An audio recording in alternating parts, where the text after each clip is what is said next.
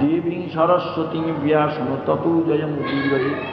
শ্রীকৃষ্ণ চৈতন্য প্রভু নিত্যানন্দ শ্রী অদ্বৈত গদাধর শিবাসাদি শ্রীগুরু ভক্তবৃন্দ বৃন্দায় তুলসী দেব্যৈ প্রিয়া ওই কেশবস্য চ বিষ্ণু ভক্তি প্রদে দেবী সত্যবত্তৈ নমো নমঃ। হরে কৃষ্ণ কৃষ্ণ কৃষ্ণ হরে হরে, হরে রাম রাম রাম। পরমারাধ্য শ্রীমন নিত্যানন্দ প্রভুর আবির্ভাব দিচ্ছে।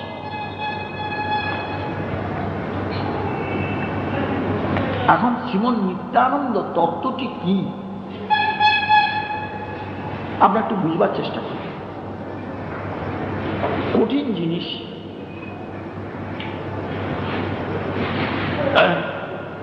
গোলক বৃন্দাবনেতে যে মূল চতুর্ভুজ রয়েছে, বাসুদেব, শঙ্কর্ষণ, প্রদ্যুম্ন, অনিরুদ্ধ, সেখানে যে শঙ্কর্ষণ তত্ত্বটি আছেন, সেই শঙ্কর্ষণ বলদেবে জগতে শঙ্কর্ষণই হচ্ছেন শ্রী বলদেব।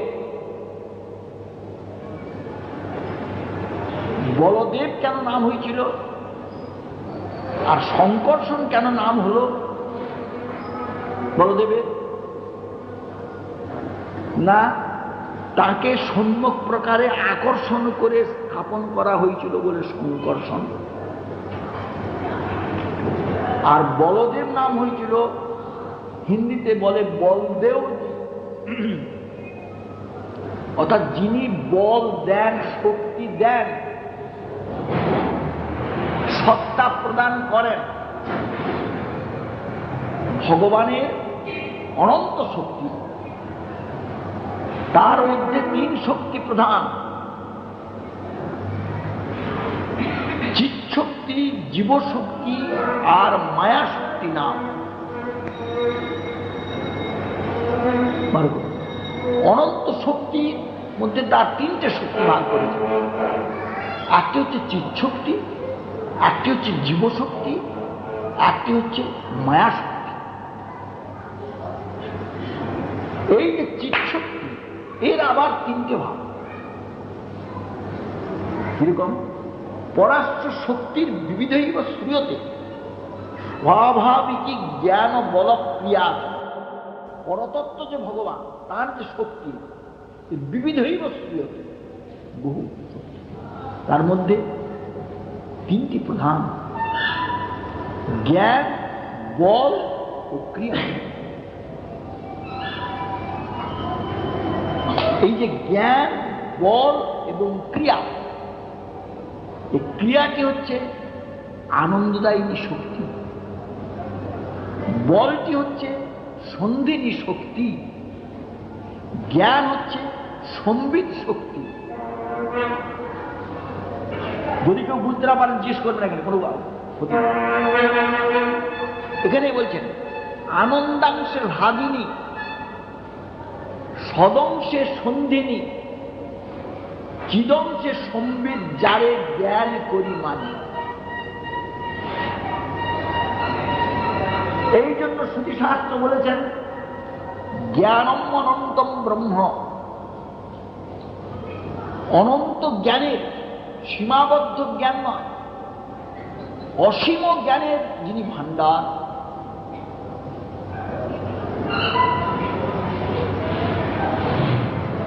তিনি হচ্ছেন জ্ঞানময় বিগ্রহ। সদংশে সন্ধিনী, সৎ অংশেতে সন্ধিনী মত বিগ্রহ। সন্ধিনী মত বিগ্রহকে বলা হয়েছে, যেটা প্রধান আছে সেইটাই বলি। বলদেব সন্ধিনী মত বিগ্রহ মানে সত্তা বিস্তারকারিণী শক্তি।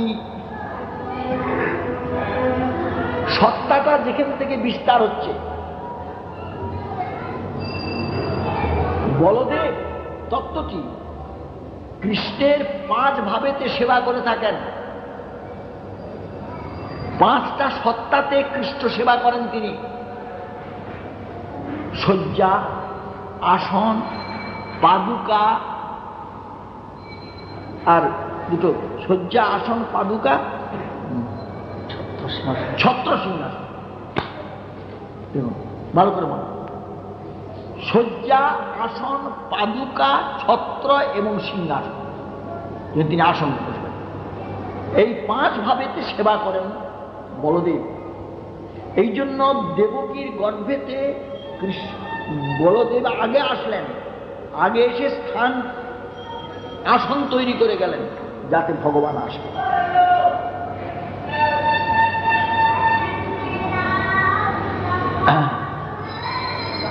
অতএব এই সন্ধিনী মদ বিগ্রহ 2 ভাগেতে বিভক্ত। একটা হচ্ছে অচিত সন্ধিনী, একটা সৎ সন্ধিনী। অচিত সন্ধিনী যেটা এই অচিত বস্তুকে প্রকাশ, অচিত বস্তুর সত্তাকে প্রকাশ করে থাকেন যিনি, তিনি হচ্ছেন অচিত সন্ধিনী।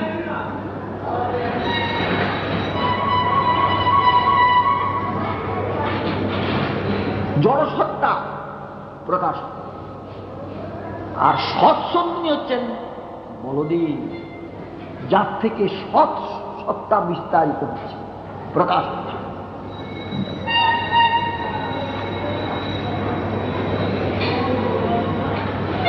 সেই সন্ধিনী মদ বিগ্রহ যে বলদেব, তিনি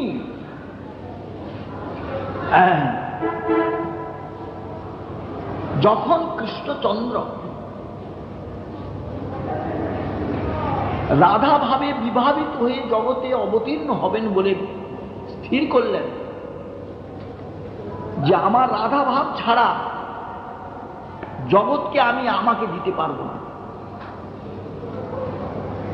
কেন না, আমি সম্ভোগ রসের বিগ্রহ। লোকে ভুল ভ্রান্ত ধারণা করে নিচ্ছে, ঠিক বুঝে উঠতে পারছে না আমাকে। এমনকি শিব যখন রাসেতে প্রবেশ করতে চেয়েছিলেন, তখন দুর্গা দেবী বাধা দিয়েছিলেন, আপনি ঢুকতে পারবেন না, পুরুষ দেহেতে কখনো ঢোকা যাবে না।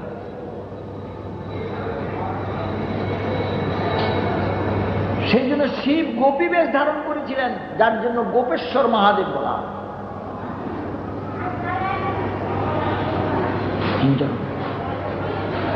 এখন এই যে ভগবানের যে লীলা রস, যেটা কৃষ্ণ লীলাতে তিনি প্রকট করেছিলেন, সেটা সাধারণ জীবের বোধগম্য হয় নাই। যার জন্য বাবাজি মাতাজি সহজিয়া সম্প্রদায়ের সৃষ্টি হল। এই রসটাকে বুঝল না, রাধারানীকে নারী, গোপীদের নারী বুঝে আর কৃষ্ণকে পুরুষ বুঝে তারা ওই কৃষ্ণ সেজে নারী সম্ভোগ করতে লাগলো, যার জন্য সহজিয়া ধর্ম জগতে প্রকাশিত।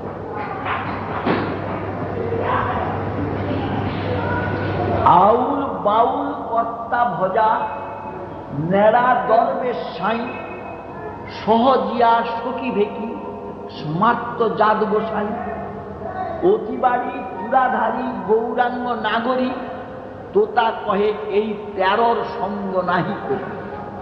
এই 13টি অপসম্পন্ন, সব নারী নিয়ে ব্যাপার। আপনারা জানেন কিনা জানি না আমি, বাউল সম্প্রদায় নিজের বীর্যকে নিজে খায়। অতএব এই রকম ধরনের যে আরাধনা বা ভজন বা সাধনের পদ্ধতি দেখা গিয়েছে, সেটা কেবল রাধা কৃষ্ণের চরিত্রকে বধদম করার জন্য বোঝে না, রাধা কৃষ্ণের চরিত্রকে বোঝে না। যার জন্য শ্রীমদ্ ভাগবত বলতে বাধ্য হলেন ব্যাসদেব রাধা কৃষ্ণের লীলা চরিত্র বর্ণন করে তিনি শিলমোহর করছেন। যেমন আমরা এই চিঠি, গোপনীয় চিঠি পাঠাতে গেলে যেমন সেই রেজিস্ট্রি করে শিলমোহর করে দিই না, তিনি শিলমোহর করলেন। কি বললেন? নৈতৎ সমাচারের জাতি মনসা বিধুনীশ্বর বিনশ্বত্তাচরণ মধ্যা যথা রুদ্র বিজম। এই রাধা কৃষ্ণের চরিত্র কখনো আচরণ করো না, নয় তৎ সমাচারের, এমনকি মনে মনেও না। মনে মনে চিন্তা করো না। কেন? ধনীশ্বর, তুমি অনধিকারী ব্যক্তি, তোমার অধিকার নাই। তোমার যে নারীর সম্বন্ধে যে বোধ, পুরুষ সম্বন্ধে যে বোধ, সেই বোধ নিয়ে যখন গোপ গোপীকে দেখতে যাবে, রাধারানীকে দেখতে যাবে, কৃষ্ণকে দেখতে যাবে, তুমি পতিত হয়ে যাবে। যথা অরুদ্র অবধিজম বিষম। রুদ্র তিনি বিষ পান করেছিলেন, বিষ পান করে হজম করেছিলেন, ক্ষমতা ছিল তার, এই জন্য তিনি নীলকণ্ঠ নাম ধারণ করেছিলেন। কিন্তু রুদ্র না হয়ে যদি কেউ বিষ পান করতে যায়, তার মৃত্যু অবশ্যই।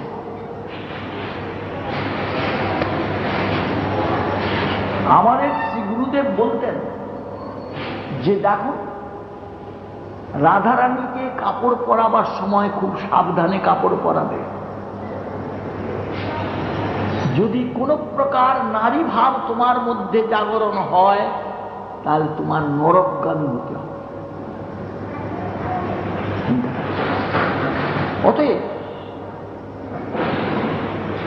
এই রাধা কৃষ্ণের তত্ত্বটাকে পরিস্ফুট করবার জন্য স্বয়ং কৃষ্ণচন্দ্র রাধা ভাবে বিভাবিত হয়ে এই জগতে এসে উপস্থিত। তিনি হচ্ছেন শ্রীগৌর। শ্রীমতী বৃষভানন্দিনীর কাছে গিয়ে একদিন বলছেন কৃষ্ণ, কি বলছেন? ওরে তোজি কালো বরণ করিব ধারণ, তোমার অঙ্গের কান্তি। রাধে, ওরে তোজি কালো বরণ করিব ধারণ, তোমার অঙ্গের কান্তি। ওরে তব নাম লইয়া গাহিয়া গাহিয়া অশ্রু জলে হব শান্তি। ছাড়ি বংশী কর হব দণ্ড রুখিতে নারিবে কেহ। ওরে ভেবে তব ভাব, ওরে হবে প্রেম ভাব, স্বভাবে ছাড়িব দেহ। কি বললেন? যখন স্থির সিদ্ধান্ত হয়ে গেল যে রাধারানীর ভাবকান্তি নিয়ে তিনি জগতে আসবেন, তাহলে রাধা ভাবে বিভাবিত হবেন কৃষ্ণচন্দ্র, কেমন? কিন্তু রাধা ভাবে বিভাবিত কৃষ্ণচন্দ্র যিনি গৌর হচ্ছেন, তিনি রাধা ভাবে বিভাবিত হয়ে কি দেখাবেন? যে রাধারানী যেভাবে বিভাবিত হয়ে কৃষ্ণ হা কৃষ্ণ হা কৃষ্ণ করেছিলেন, সেইটাই তিনি দেখাবেন। কিন্তু এই যুগলের কৃপাটা লাভ হবে কোথায়? রাধারানীর কৃপাতে কৃষ্ণ কৃপা, হ্যাঁ, কিন্তু রাধারানীর কৃপা ও কৃষ্ণ কৃপা যুগপৎ থেকে লাভ হবে, এটা তো বুঝতে হবে। বলছেন সেই জন্য বলদেব নিত্যানন্দ হয়ে যাবে যে আমাকে গৌরের মহিমা, গৌর যেমন রাধা কৃষ্ণের মহিমা প্রচার করছে, আমাকে গৌরের মহিমা প্রচার করছে। এই জন্য নিতাই হয়ে আসে।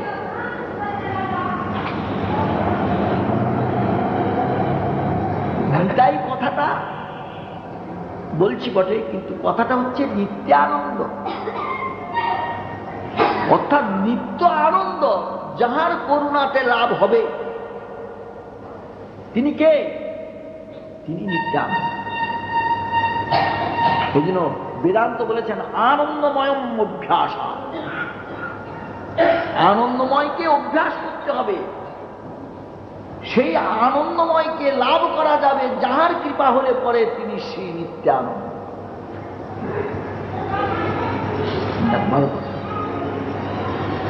নিতাইয়ের করুণা হবে, ব্রজে রাধা কৃষ্ণ পাবে, ধর নিতাইয়ের চরণ দুখানি। ব্রজের রাধা কৃষ্ণকে যদি লাভ করতে হয় তো নিতাইয়ের চরণটাকে ধরো। বলছেন কৃষ্ণ নাম করে অপরাধের বিচার। কৃষ্ণ বলিলে অপরাধীর না হয় নিস্তার। আমরা যে হরে কৃষ্ণ নাম করছি, যে অপরাধ করছি, নাম ঠিক করতে পারছি না, যার জন্য কৃষ্ণ পাদ পদ্মে পৌঁছানো যাচ্ছে না, চিন্তা করেন। কিন্তু বলছেন কি, চৈতন্য নিত্যানন্দের নাহি এসব বিচার। ভালো করে শুনুন, চৈতন্য নিত্যানন্দের নাহি এসব বিচার। কেন? নাম লইতে প্রেমে দেন বহে অশ্রুধা।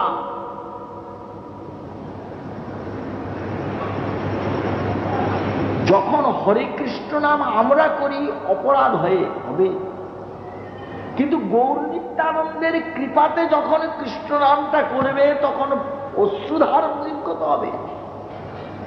ভালো করে কথা চিন্তা করবে। গোবিন্দ মহারাজকে একদিন পাঠে বলেছে, শুনলাম যে আমাদের ভাগ্যতে যা হওয়ার তা হচ্ছে, গুরুদেব কিছু করতে পারে, মাথা খারাপ, পাগল। এই যুক্তি কখনো হবে না। কেন না? নিতাইয়ের করুণা হবে, ব্রজের রাধা কৃষ্ণ পাবে। গৌর সুন্দর হচ্ছেন করুণা ঘন বিগ্রহ, তার করুণাটা ঘন। এই করুণা ঘন বিগ্রহকে লাভ করা যাবে কি করে?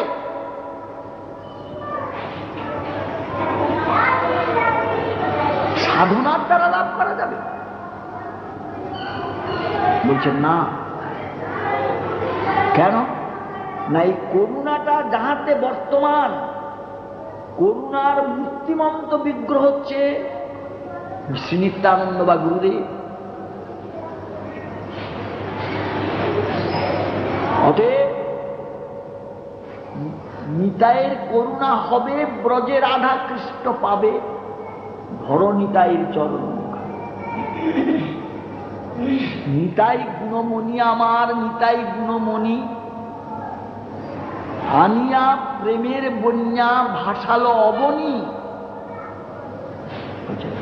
তিনি কি এনেছেন? প্রেম বন্যা এনেছেন।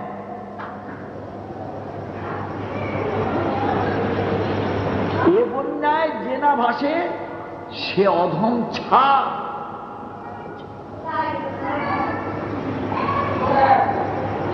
অতএব তিনি প্রেম বন্যা এনেছিলেন।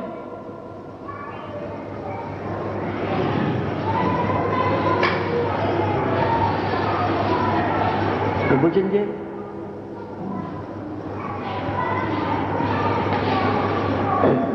ডুবিল ভগতগণ দীনহীন ভাষা। নিতাইয়ের করুণা কিরকম বলছেন? যে ভক্ত যারা তারা ডুবে যাচ্ছে, আর দীনহীন যারা তারা বেশ ভাসছে। তার উপরে পার্থক্যটা কি? একজন ডুবছে, একজন ভাসছে।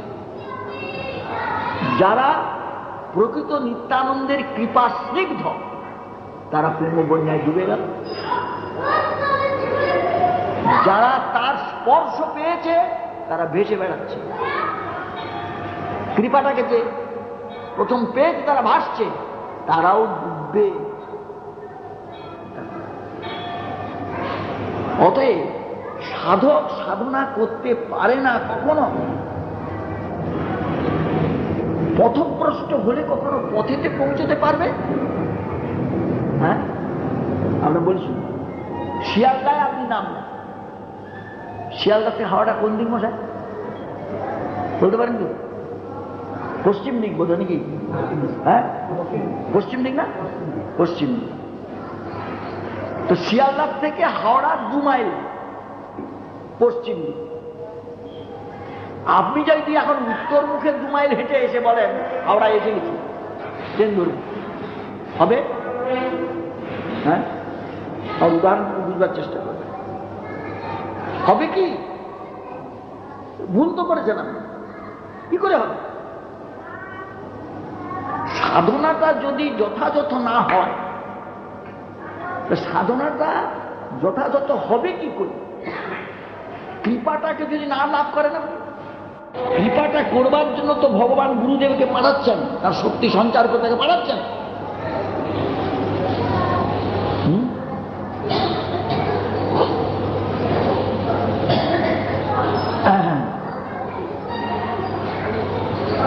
বাংলাদেশে তো একটা কাহিনী আছে, বাংলাদেশে এই যেটা এখন বাংলাদেশে হয়েছে, একটা ডাকাত দল ডাকাতি করতে যাচ্ছে একজনের বাড়িতে। কি বলতে বলতে যাচ্ছে? জয় গৌর, জয় গৌর, জয় গৌর, এই বলে ডাকাতি। এখন এই যে জয় গৌর নিত্যানন্দ বলছে, এই জয় গৌর নিত্যানন্দের ফলটা কি সে পাবে? পাবে না।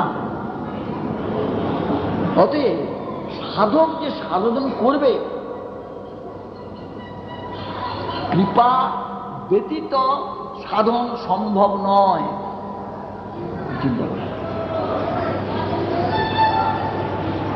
যেমন সূর্য উদিত হচ্ছেন, তার রশ্মিটা আমার চোখেতে এসে পড়ছে, এই যে কৃপাটা, এই কৃপাটাকে আমি যদি অবলম্বন না করি, চিন্তা করুন, তাহলে আমার সাধনটা ব্যর্থতায় পরিণত হয়ে যাবে, দর্শন আমার হবে না।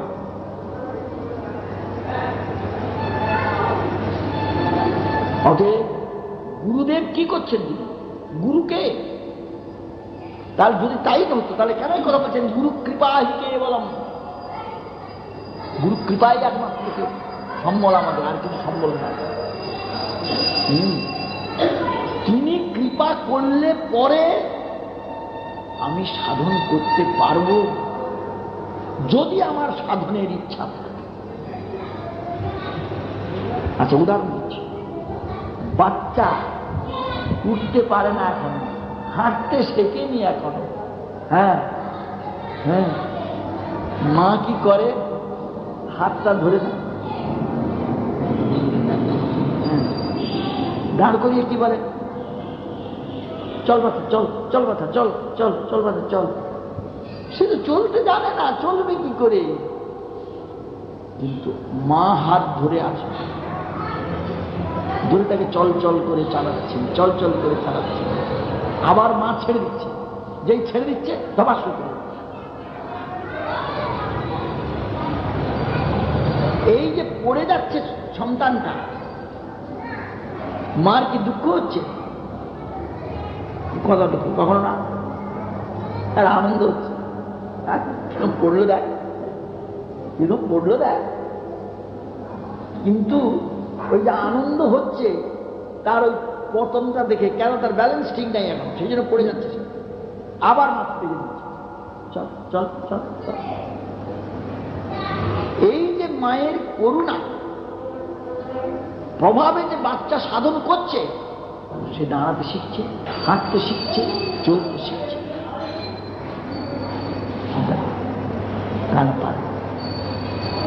উদাহরণ দিয়েছেন, ছাদের উপরে কার্নিশ রয়েছে, এই কি বলে প্রাচীর, তাদের রয়েছে ছাদের উপরে। এখন মা বাচ্চা ছেলেটার হাত ধরে সেই চারধারে ঘুরিয়ে গোটাটা ঘুরছে, সে হাঁটতে হাঁটতে খেলতে খেলতে ঘুরছে গোটা ছাদ। মা যদি ছেড়ে দেয়, হাঁটতে পারবে? পড়ে যাবে না সে? অতএব আমরা যে ব্রজের পথে, ভগবানের পথের পথিক হব, কি করে হাঁটব, কি করে চলব, কি করে সেখানে পৌঁছব, একমাত্র গুরুদেবী শিক্ষা দেবে। বাছা, এইভাবে চল, এই পথে চল। তারা শিক্ষা দেবেন, গুরুদেবই শিক্ষা দেবেন। তার শিক্ষা ব্যতীত পরমার্থ জীবন কখনো সম্ভব নয়। আচ্ছা, এখন কথা হচ্ছে যে আমার ভাগ্যে যা আছে তাই হবে। যে বলে থাকে যে গুরুদেব কি করবেন, আমার ভাগ্যে যা আছে তাই হবে। কোথায় বলে কপালে নাই তো ঘিত ঠকঠকালে হবে কি, তাই হয়। তাই আমার ভাগ্যে যেটা আছে হবে, গুরুদেব কি করবেন, আমার কাজকলা করবেন। বলছেন শাস্ত্রকার যে ভাগ্যটাকে, কর্মটাকে এই পশু পক্ষী কীট পতঙ্গ বদলাতে পারে না, পারে একমাত্র মনুষ্য। চিন্তা করুন, এবং সেই মনুষ্য যে ভাগ্যটাকে বদলাতে পারে একমাত্র ভগবান এবং ভক্তের কৃপা, নচেৎ সম্ভব। ভগবত কৃপা, ভক্ত কৃপা লোক।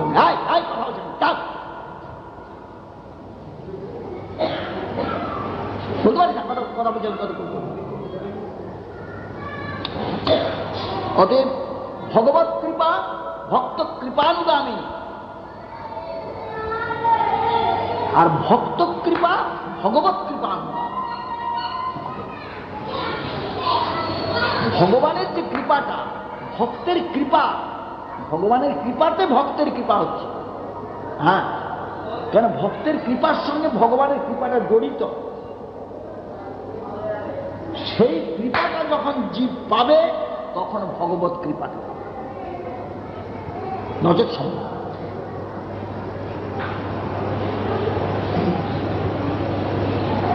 কেন না, সে তার এমন একটা ক্ষমতা নাই সাধকে, যে একটা হচ্ছে এই জগতের তত্ত্ব, আর হচ্ছে পরজগতের তত্ত্ব।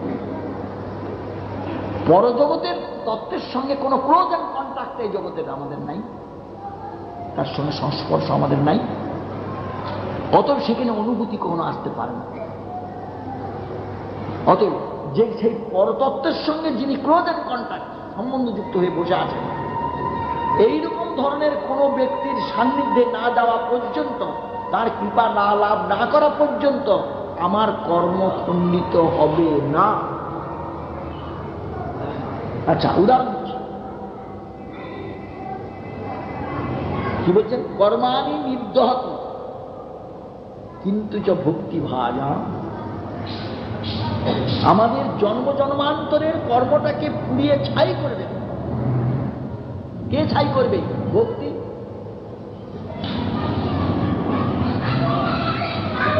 ভালো কথা। তো ভক্তিটা কি করে লাভ হবে? তার কি উত্তর দিয়েছেন? ভক্তিস্তু ভগবত ভক্ত সঙ্গেন পরিযায়। ভক্তিটা ভগবত ভক্তের সঙ্গ প্রভাবে জন্মাবে।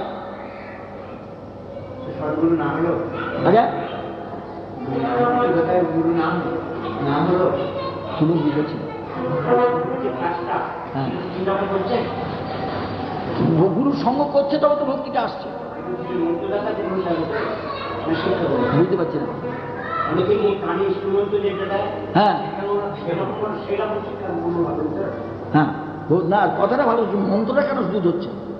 তার সংস্পর্শে যখন যাচ্ছে, ভক্তিস্তু ভগবত ভক্ত সঙ্গেন পরিযায়তে।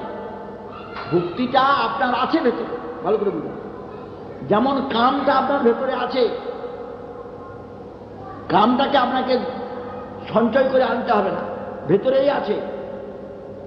কিন্তু এমন একটা বস্তুর ক্লোজ অ্যান্ড কন্ট্যাক্ট হতে হবে যার সান্নিধ্যে গেলে পরে আপনার কামটা প্রকাশ পাবে। তেমনি বলছেন ভক্তিটা আত্মার বৃত্তি, আমার ভেতরেই রয়েছে ভক্তিটা। দেখুন, আমার ভেতরেই ভক্তিটা রয়েছে, কিন্তু সে ভক্তিটা প্রকাশ হচ্ছে না। সে প্রকাশটা কি করে হবে? যাহার মধ্যে ভক্তি বিরাজমান এমন কোন ব্যক্তির সংস্পর্শে গেলে পরে আমার ভক্তিটা প্রকাশ হবে।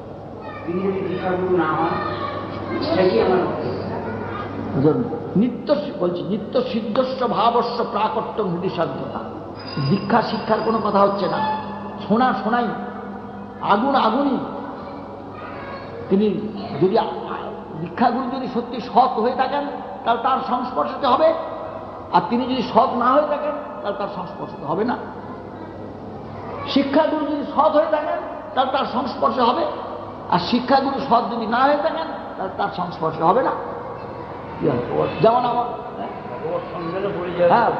বলছেন ভক্ত সঙ্গে নেবে। যেমন একটা উদাহরণ দিচ্ছি, আমাদের কেশিয়ারির কাছে একটা গ্রামেতে, শুনুন, কেশিয়ারির কাছে একটা গ্রামেতে একটা বুড়ো, মানে বছর 65 এরকম বয়স হয়েছে, সে বিয়ে করল।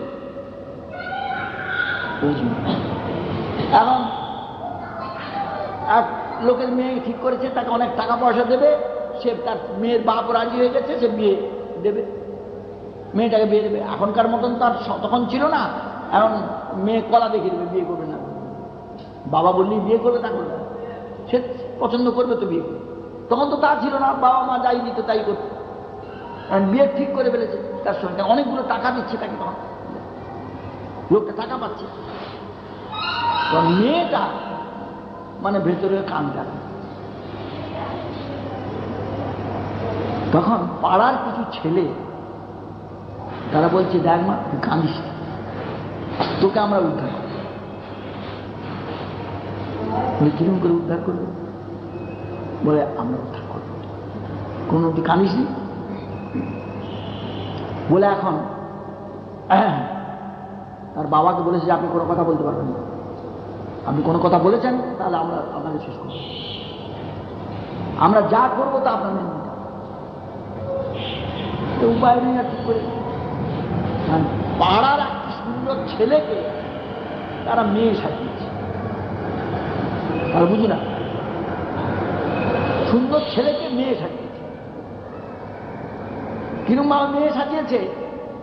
নারকেল নারকেল জানেন তো, নারকেল ভাঙা মালাকে ভেঙেছে দুটো করে, আর এইখানে দিয়েছে, দিয়ে স্তন তৈরি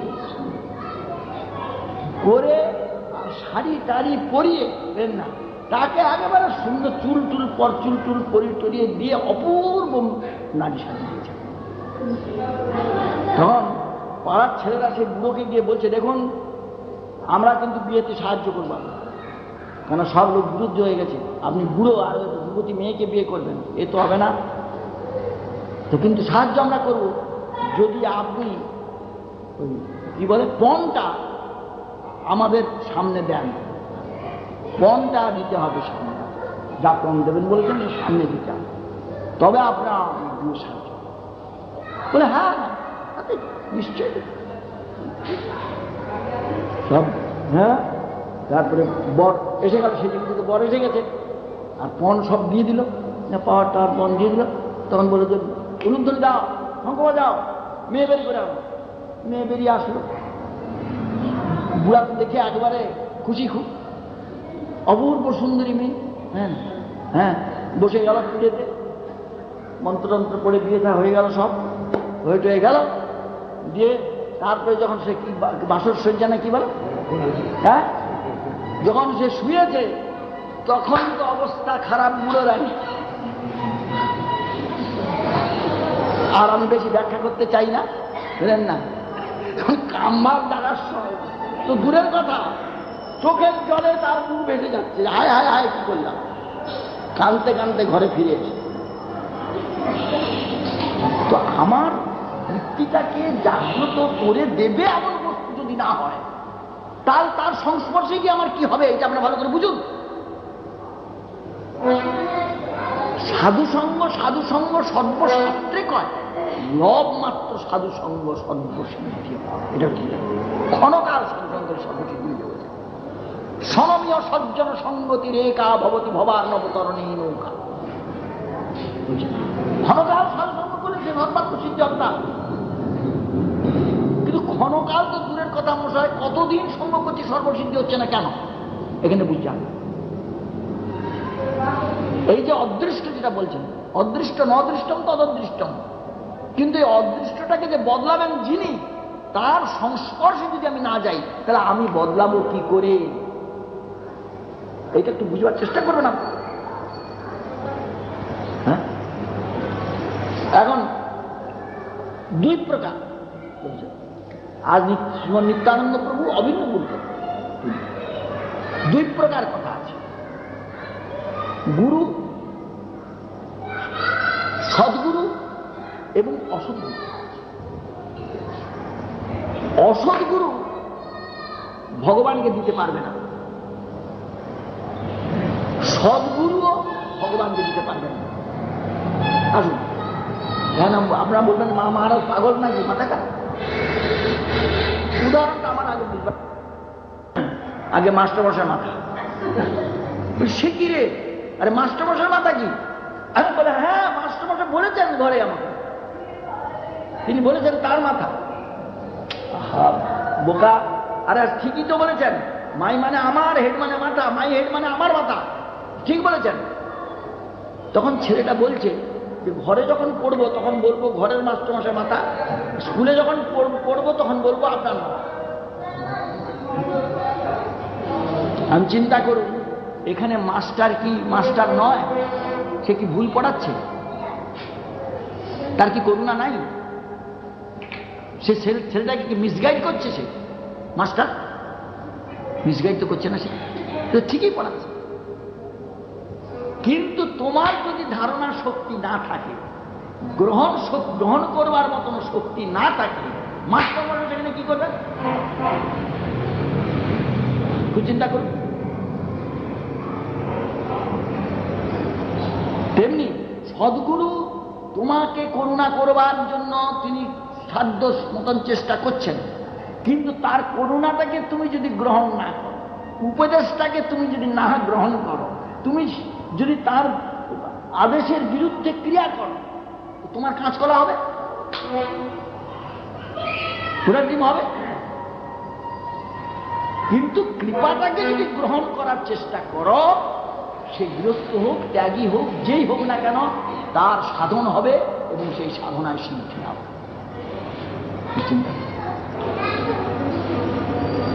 কি বলছেন গুরুদেব?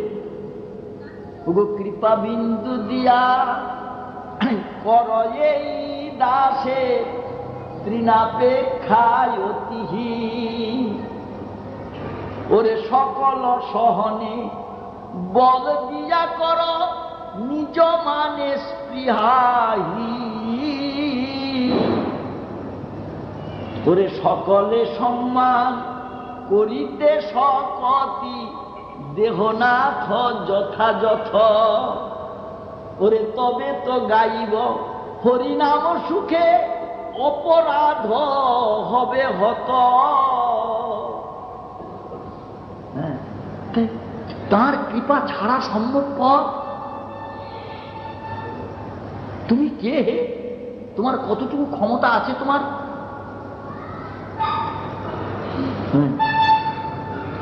ঈশ্বরের কৃপালেশ হয়তো যাহারে, সেই তো ঈশ্বর তত্ত্ব জানিবারে।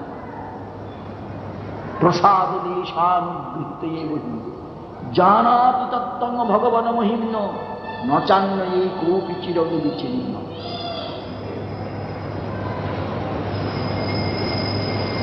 আমি বুঝি হেন যার আছে জ্ঞান,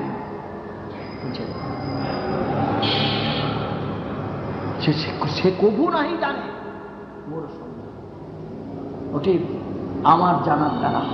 ব্রহ্মা নিজে বলছেন জানন এব জানন নমে বক্তুম বহু মনস বকুশবাচ বৈভবত্ব। আমি জানবো বললেও জানা যাবে না, না।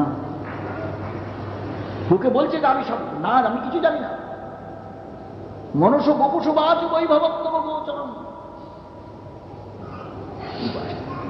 আচ্ছা আসুন, আসুন। প্রহ্লাদকে দর্শন দিলেন নৃসিংহদেব। প্রহ্লাদের বয়স কত তখন? 5 বছর। স্কুল কলেজে পড়েছিলেন। কিন্তু প্রহ্লাদ স্তব করছে। 5ম বর্ষীয় বালক স্তব করছে। কি করে স্তবটা করছেন চিন্তা করুন। মতির্ন কৃষ্ণে পরতস্বত বা মিথো বিপদ্যেত বিরাম প্রতানম অদান্ত গভীর বিশুদান্ত মিশ্রং পুনঃ পুনশ্চর্বিত চর্বণানম। প্রহ্লাদ স্তব বলছেন যে হিরণ্যকশিপু বলছেন মতির্ন কৃষ্ণে পরদর্শত বা, ভগবানের মতিটা অন্যের দ্বারা হবে না, নিজের দ্বারা হবে। বাচ্চাকে নিয়ে যাও, বাচ্চাকে নিয়ে যাও। অদান্ত গভীর বিশুদান্ত মিশ্রম, যারা অদান্ত অধিদেন দিয়ে যারা পুনঃ পুনশ্চর্বিত চর্বণানাম, পুনঃ পুনঃ চর্বিত বস্তুকে চর্বণ করছে, দুরাশা সম্মত হবে। এরকম অনেক কথা বললেন। এমনকি নিজের সাথী যারা সঙ্গে পাঠ করতো তাদের বলছেন। তারা তখন প্রশ্ন করছে, রে প্রহ্লাদ, তুই এসব কথা কোত্থেকে শুনলি? কেন? এ তো অসুরপুরী, এর মধ্যে তো কোনো সাধু ভক্ত ঢুকতে পারে না। হ্যাঁ, তুই এ সমস্ত কথা কোত্থেকে শুনলি? কি প্রহ্লাদ উত্তর দিয়েছেন তা ভালো করে শুনবেন। যে আমার মাকে যখন ধরে নিয়ে গিয়েছিল হিরণ্যকশিপু, ইন্দ্র যখন মাকে ধরে নিয়ে গিয়েছিল মারবার জন্য, না আরে হিরণ্যকশিপু ধরে নিয়ে গিয়েছিল, ইন্দ্র নিষেধ করেছিলেন। নারদ নিষেধ করেছিলেন। করছো কি তুমি? এর ভেতরে কে আছে তুমি তা জানো? অনন্ত দাস, ভগবানের দাসের মধ্যে বিরাজমান, তুমি কিছু করতে পারবে না, মুশকিল হয়ে যাবে তোমার। এই বলে নারদ উপদেশ দিয়েছিলেন। সেই উপদেশগুলো আমি গর্ভের থেকে শুনেছিলাম। মা নারী জাতি বলে মনে রাখতে পারেন নাই, আমার সব মনে আছে। আমি সেইগুলো তোমাদের কার কোথেকে আসবে মনে হয় ভালো চিন্তা করো। তাহলে গুরু কৃপা হিতে বললাম, নারদ গোস্বামীর কৃপাতে আজ প্রহ্লাদ সেই তত্ত্ব লাভ করতে পেরেছিলেন বলে তিনি বলছেন। মানুষের জীবের ক্ষমতা আছে। হ্যাঁ, ধ্রুব সাধারণ তারা তপস্যায় সিদ্ধি লাভ করলেন, ধ্রুব পঞ্চম পরিষেবা। কিন্তু নারদের সঙ্গক্রমেতে তার জ্ঞান হয়েছে।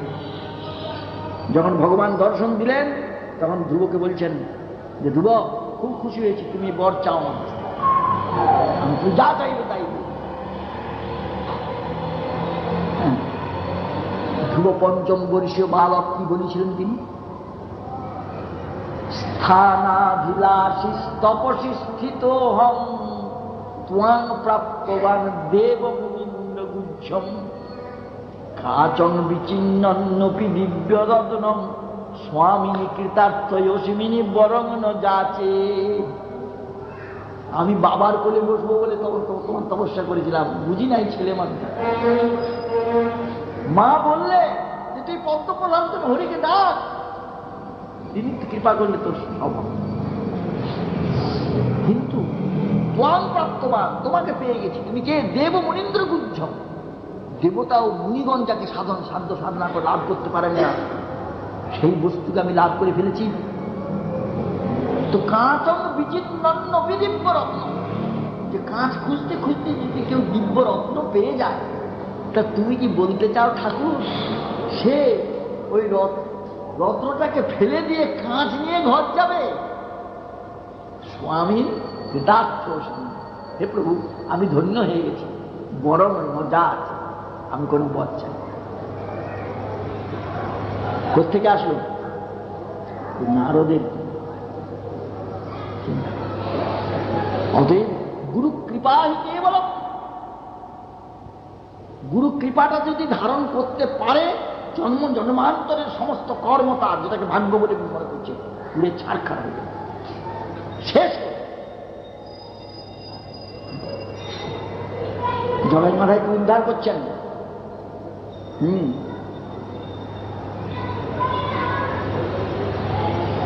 বলছেন মাথায় মেরেছে, জগাই মারেনি, আমাকে রক্ষা করেছে জগাই।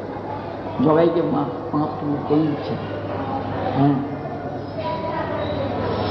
প্রথম কি অবস্থাটা হলো, মহাপ্রভু নিত্যানন্দপুর মাথায় যখন কলসি কানা মেরেছেন, রক্ত ভেসে যাচ্ছে, চক্র চক্র চক্র প্রভু ডাকে ঘনে ঘন, চক্র আবার যাচ্ছে।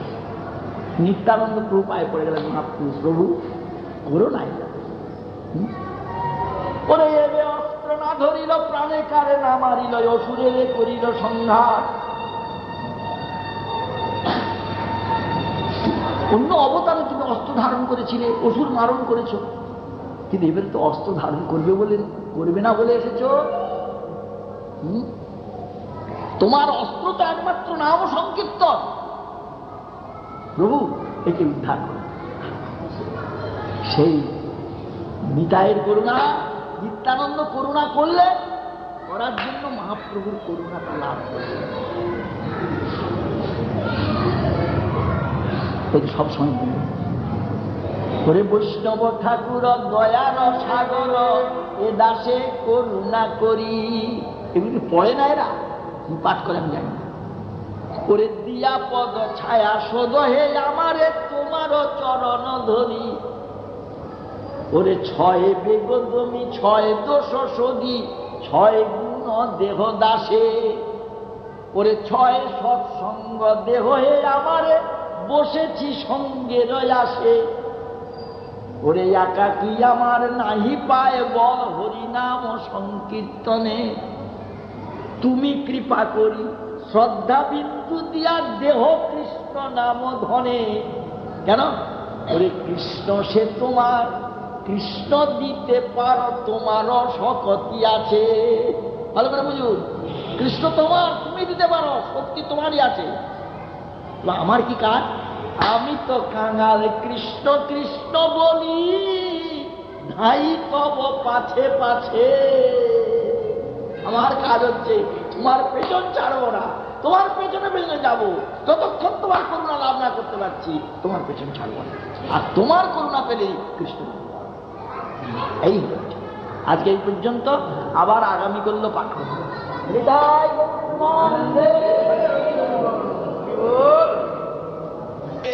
কৃষ্ণ হরে কৃষ্ণ কৃষ্ণ কৃষ্ণ হরে হরে।